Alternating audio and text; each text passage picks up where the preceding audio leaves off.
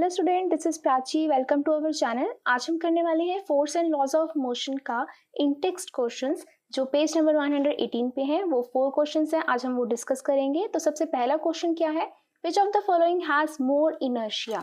तो I suggest कि अभी तक आपने अगर इनर्शिया के बारे में नहीं पढ़ा है तो मैं इसका थ्योरी पार्ट ऑलरेडी डिस्कस कर चुकी हूँ। आप जाकर एक बार इनर्शिया का कॉन्सेप्ट देख सकते हो। इन ब्रीफ अगर मैं आपको बताऊँ इनर्शिया क्या होता है, तो सिंपल लैंग्वेज में इनर्शिया का मतलब है कोई चीज़ अपने आप को अपनी जगह पर कब तक रख सकती है, उसकी टेंडेंसी, उसे हम बोलेंगे उसका इनर्शिया। सेम सिंपल सी अगर हम बात करें यहाँ पर कि वहाँ पे जब थ्योरी में बात की थी हमने, तो वहाँ पे एक बॉल और बेड का एग्जाम्पल लिया था हम लोगों ने। तो बॉल क्या है, उसको हम इजीली मूव कर सकते हैं, बट बेड को हम इजीली मूव नहीं कर सकते हैं।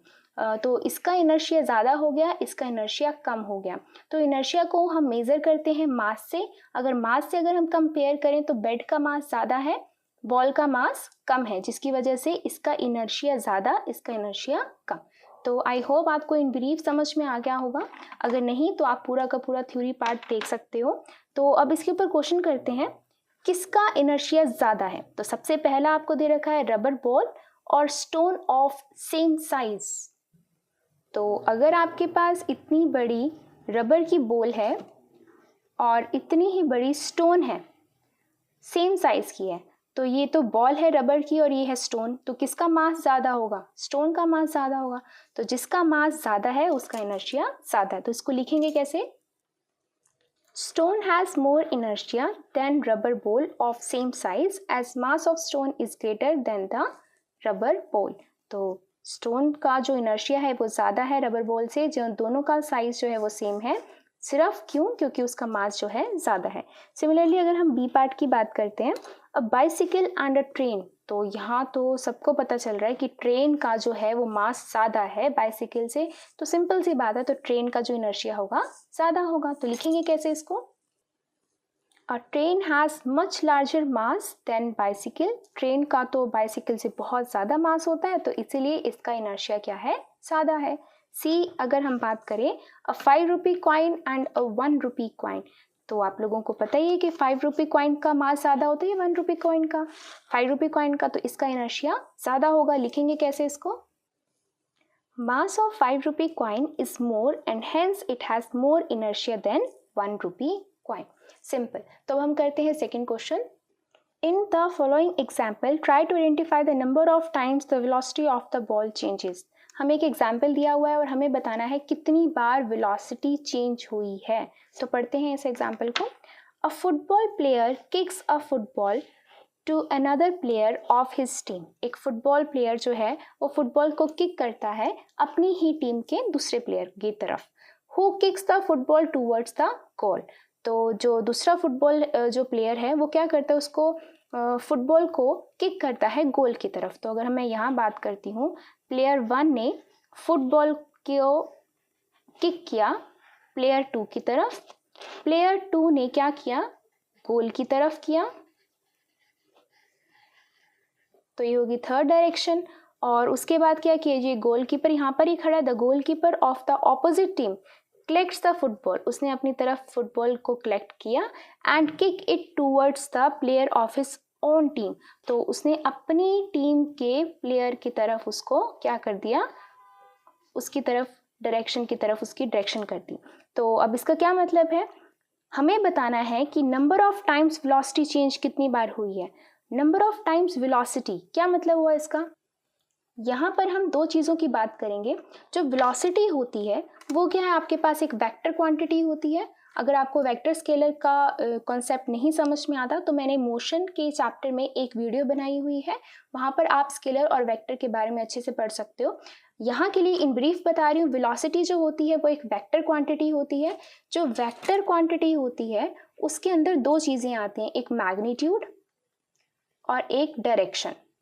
मैग्नीट्यूड का मतलब क्या होता है? हाउ मच, मतलब कि अगर मैं आपसे पूछती हूँ कि कितना वेट कितना है इस चीज़ का, आप कहते हो 5 kg, तो 5 क्या हुआ? मैग्नीट्यूड हुआ, एक नंबर हुआ। तो वेक्टर क्वांटिटी का एक नंबर तो आता ही आता है, बट वो नंबर किस डायरेक्शन में होता है, वो दोनों चीज़ें मिला के उसको हम वेक्टर क्वांटिटी कहते हैं। जैसे अगर हम बात करते हैं सिंपल वेलोसिटी की ही, तो वेलोसिटी क्या होती है, डिस्प्लेसमेंट बाय टाइम। तो वहाँ से आपको पता चलता है कि उसकी डायरेक्शन क्या है, यानी कि इनिशियल पोजीशन क्या थी और फाइनल पोजीशन क्या थी। अगर यहाँ पे हम बात करें, इनिशियल पोजीशन बॉल की ये थी और उसके बाद फाइनल ये हो गई, तो एक बार चेंज हुई डायरेक्शन। मैग्नीट्यूड अगर हम यहाँ बात नहीं करें, क्योंकि हमें अभी नहीं पता कि कितनी स्पीड से उसने फेंकी थी, बट एक बार डायरेक्शन चेंज हुई तो one time change in velocity. अब फिर से, अब इस केस के लिए इनिशियल पोजीशन ये, फाइनल पोजीशन ये, तो ये एक बार यहाँ पर चेंज हुई तो ये सेकेंड टाइम वेलोसिटी चेंज हो गया। अभी भी मेरे को स्पीड का नहीं पता, उसने कितनी स्पीड से इधर फेंका, कितनी स्पीड से इधर फेंका, तो इसलिए हम मैग्नीट्यूड की अभी बात नहीं कर रहे हैं, हम सिर्फ डायरेक्शन चेंज हो रही है, तो हम बोल रहे हैं कि क्या हो रही है, वेलोसिटी चेंज हो रही है। तो ये हो गया सेकेंड केस। उसके बाद थर्ड केस के लिए देखो क्या होगा। थर्ड केस के लिए क्या बोला गया है, जो गोलकीपर जो है उसने क्या किया, कलेक्ट्स द फुटबॉल, फुटबॉल को कलेक्ट करा। कलेक्ट का मतलब क्या, उसने अपने पैरों में उसको रोका, पैरों में रोका, तो उस टाइम पर जो वेलोसिटी थी वो क्या हो गई, जीरो हो गई। दैट मीन्स वहाँ पर भी चेंज इन वेलोसिटी आया है। और फिर फोर्थ केस क्या हुआ, जब इनिशियल ये हो गई और फाइनल ये होगी, तो ये हो गया फोर्थ टाइम चेंज। तो आपको पता चल रहा है कि वेलोसिटी कितनी बार चेंज हुई है, 4 टाइम्स। और कहाँ कहाँ हुई है वो मैं अंडरलाइन कर रही हूँ। फर्स्ट वन हुई है, ये है first one, player kicks a football to the another player. First, second player kicks the football towards the goal, second time. Third time कहाँ से हुई है, the goalkeeper of the opposite team collects the football, ये हो गई third time. Fourth time क्या हुई है, और उस गोलकीपर ने क्या किया है, kicks it towards the player of his on team, ये हो गई 4 टाइम्स आप लोगों की वेलोसिटी चेंज। अब करते हैं question number third. Question third है, explain why some of the leaves may get detached from a tree if we vigorously shake its branch. तो हमें बताना है कि जो ट्री के लीव्स होते हैं वो डिटैच क्यों हो जाते हैं जब हम ट्री को बहुत ज़ोर ज़ोर से उसकी ब्रांचेस को शेक करते हैं, हिलाते हैं। अगर आप लोगों ने ये कॉन्सेप्ट नहीं पढ़ा हुआ फर्स्ट लॉ ऑफ मोशन का, तो आई विल सजेस्ट एक बार आप फर्स्ट लॉ ऑफ मोशन जरूर देखें। वहाँ पर inertia of rest, inertia of motion का कॉन्सेप्ट जरूर देखें। वहाँ पर मैंने ये एक एग्जाम्पल लेकर भी समझाया हुआ है, और इस क्वेश्चन में भी पढ़ते हैं। क्या होगा इसका आंसर, कि मान लो अगर ये एक ट्री है, मैंने ये दोनों अभी एट प्रेजेंट रेस्ट पर हैं, जैसे ही मैंने इसकी ब्रांचेस को क्या किया, शेक करना शुरू किया, तो इसकी ब्रांचेस किस में आ गई, इनर्शिया ऑफ मोशन में आ गई। लेकिन उसके जो लीव्स हैं वो अभी भी किस पे हैं, इनर्शिया ऑफ रेस्ट पर है। तो ये इनर्शिया ऑफ मोशन में आ गया, ये इनर्शिया ऑफ रेस्ट पे है, जिसकी वजह से आपस में क्या हो गया, वो डिटैच हो गए। तो इसको लिखेंगे कैसे हम, तो क्या लिखेंगे, when the branch of the tree is shaken vigorously, जब हम एक ट्री की ब्रांच को बहुत जोर से शेक करते हैं, हिलाते हैं, वो किस में आ जाती है, मोशन में आ जाती है। लेकिन जो लीव्स होते हैं वो फिर भी किस में रहना पसंद करते हैं, जो उसकी स्टार्टिंग की पोजीशन थी दैट इज रेस्ट की पोजीशन थी, due to inertia of rest, क्योंकि वो रहे ही रेस्ट पे रहे थे। तो अगर एक मोशन में आ गई, एक रेस्ट में आ गई, तो आपस में क्या हो गया, उनका मोशन ऑपोजिट हो गया। तो अगर मोशन ऑपोजिट हो गया तो वो क्या करेंगे, so they are detached from the tree, तो वो ट्री से क्या हो जाएंगे, टूट जाएंगे, डिटैच्ड हो जाएंगे।